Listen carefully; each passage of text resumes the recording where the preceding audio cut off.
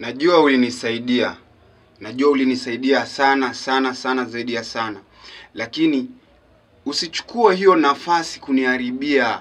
Usichukue hiyo nafasi kuninenea mabaya. Kwa sababu ulinisaidia na ukaona kwamba nimetake long kurudisha zile shukurani.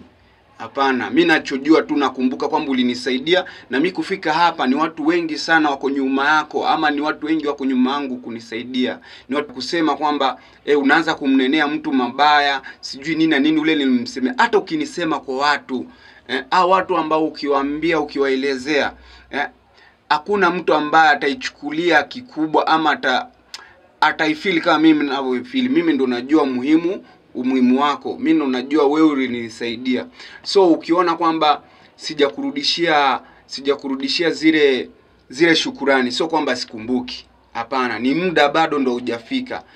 Usione kwamba eti mtu ndo hivyo ameona ako na vitu, sijui nini na nini, Mungu amemuinua na mimi hapo ndo nimemfungulia njia, sijui nini na nini, na baada hajanirudishia zile shukurani. Hapana. Mimi najua sasa ningekuwa niko mahali pengine pabaya, ama ningekuwa mahali pengine pazuri. Mimi najua hiyo. Unaona? Labda maisha yangu ingekuwa hivi, labda ingekuwa mabaya ama ingekuwa mazuri. Lakini kwa sababu yako labda unaninenea sasa mabaya ama unaninenea mazuri. Endelea. Acha nikwambie kitu kimoja. Usidhani kwamba mle mtu aliyesema, wahenga ndo alisema,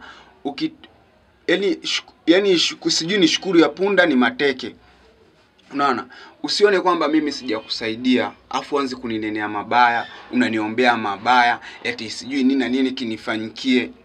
Hata kikinifanyikia, jua kwamba mimi unavyonifanyia mimi hivi, wajukuu ama watoto wako ama nini na nini kitakuja kuwafanyikia hadi wao.